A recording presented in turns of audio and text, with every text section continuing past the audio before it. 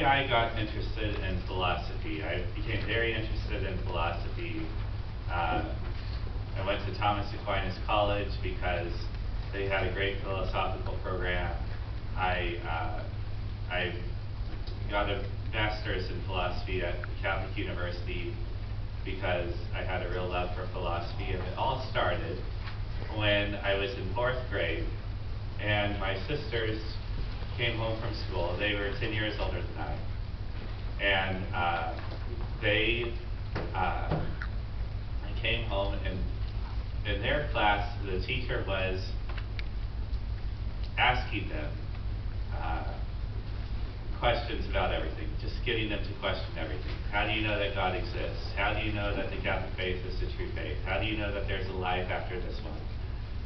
And just getting them to ask these questions. And their idea at that time is not a good idea, but they were just asking all these questions without giving answers. And their idea was that eventually the students would own their faith just by taking it as their own without any reasons why, and then that would help them to own a faith or something. But it ended up just making them very confused because they didn't give them any answers to any of these questions. And I would spend hours by myself trying to come up with answers to these questions, especially proofs for God's existence. I just spend time thinking by myself. I didn't read anything. I don't know why. That didn't occur to me. But, and I would spend hours, and after futility, after a while, I'm like, well, you can't prove that God exists. And I heard that a lot. You can't prove that God exists. And I came to that conclusion. Well, then in high school, I actually met a fascinating teacher who he was an atheist, and he was going by Thomas Aquinas College, where I went. And he believed everything was matter in motion.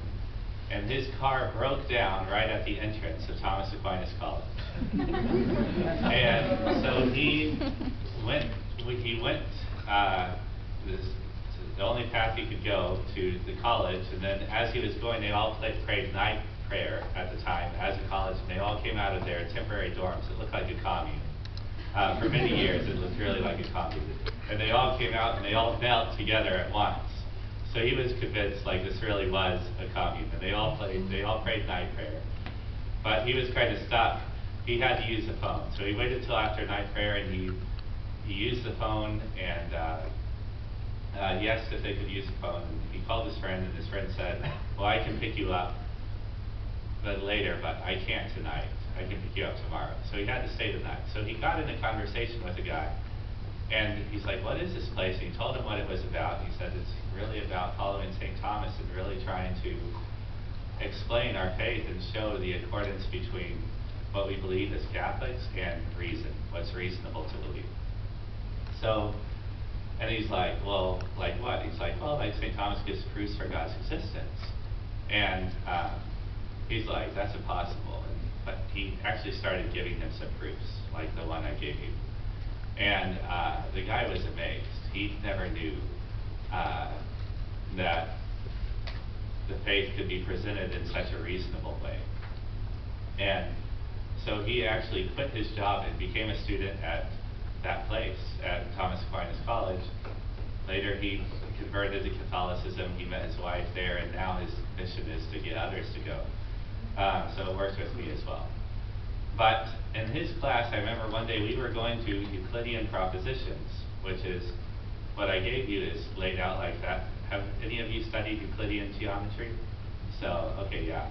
If you raise your hands if you have. So yeah, where every statement is based on something that's self-evident, or you argue to it in form of syllogisms to form the conclusion, and everything you say is based on something else. Yeah. So St. Thomas does that. I was convinced you couldn't prove God, but one day when we were in his class, he was asking me to prove something, and I'm like, well, you can't prove that. You can't prove everything. You can't prove that God exists. And he says, St. Thomas has 5 proofs. And I was just shocked. I couldn't wait to read those proofs and understand them. because I also wanted to help people who struggle with these things. So that began my whole interest in philosophy. So what I have presented to you is one of the proofs that St. Thomas gives. And it starts with this principle. Whatever something has, it has from itself or from another.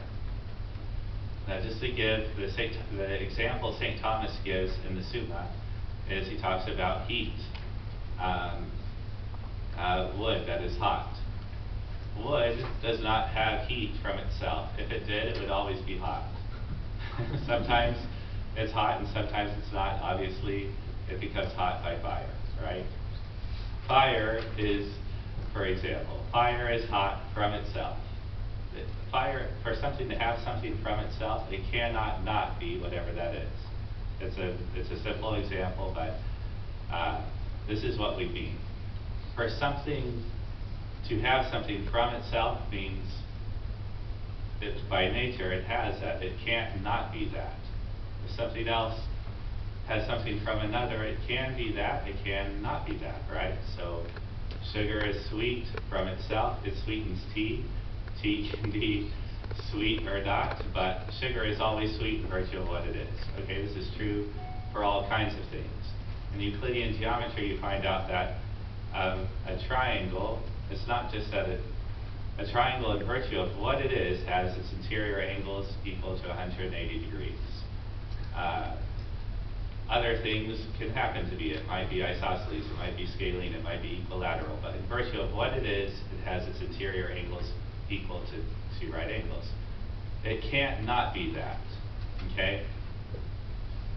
So we, as human beings, in virtue of what a human being is, they have the capacity to know and to love.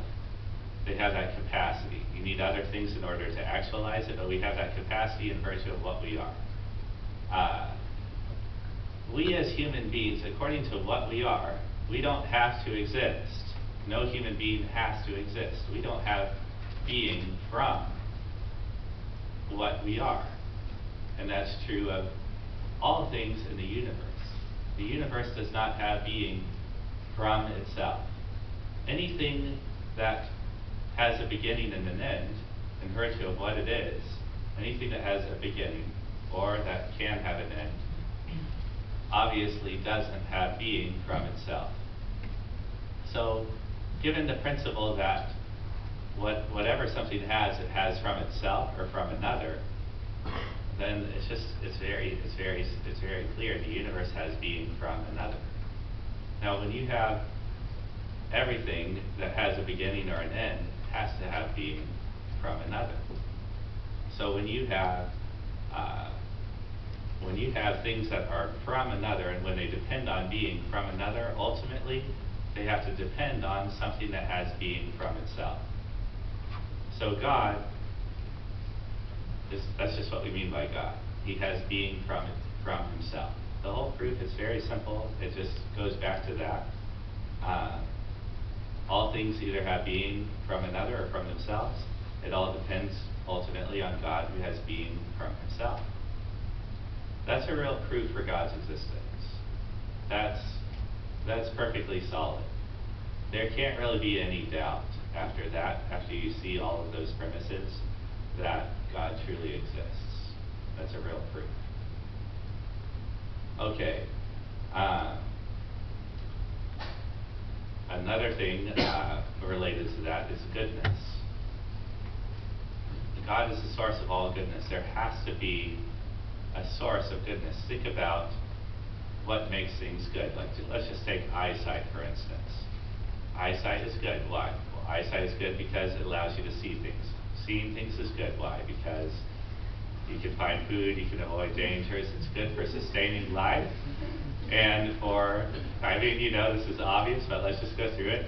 It's good for sustaining life and for living human life to your full capacity. Okay, why is that good? That's good because, well, ultimately, as we know, we're made in the image and likeness of God.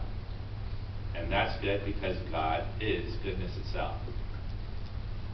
Everything has to go back to goodness itself to ground everything else to make it good or bad. If there's not If something is not good in and of itself, if it's not goodness itself, it's made good by something else that is good.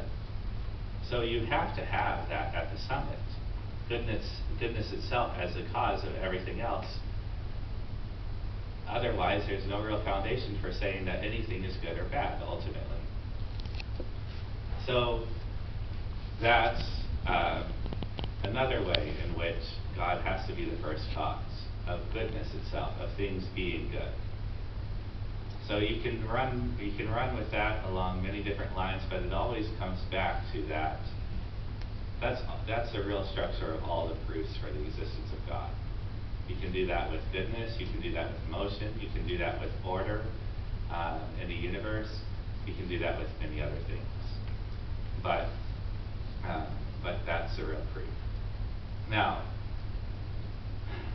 if this is so simple and so evident, why isn't it just common knowledge that God exists and that it's irrefutable?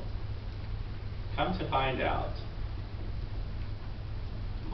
a lot of people aren't presented with this argument, but some are really presented with it. And you know what, like, the real philosophers say in dispute of this, what they dispute of all the premises laid out there.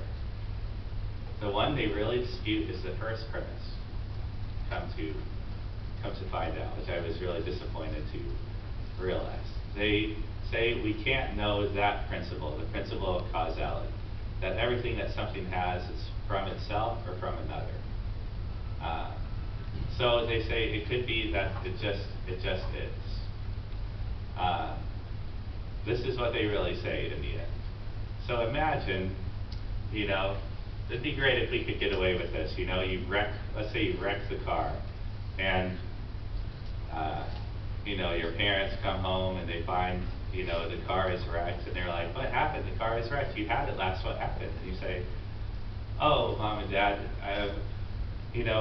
you're assuming that the dents and everything are from something, but no, it just is. It just is. So, or wire. Try it. Yeah.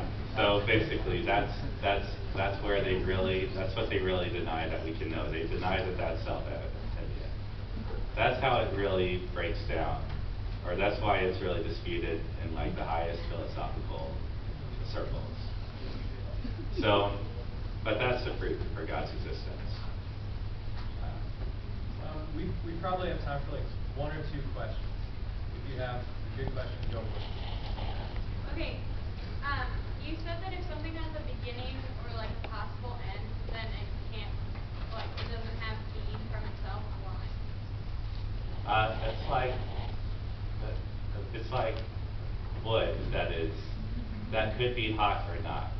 If there's a beginning of heat in wood, I know it's a mundane example and everything, but if there's a beginning in that, that's proof to you that it's not hot of its own nature. Like fire is hot of its own nature. It cannot not be that. Wherever there is fire, it's going to be hot. There's not going to be any beginning or end to heat and fire. It's like, that's the analogy.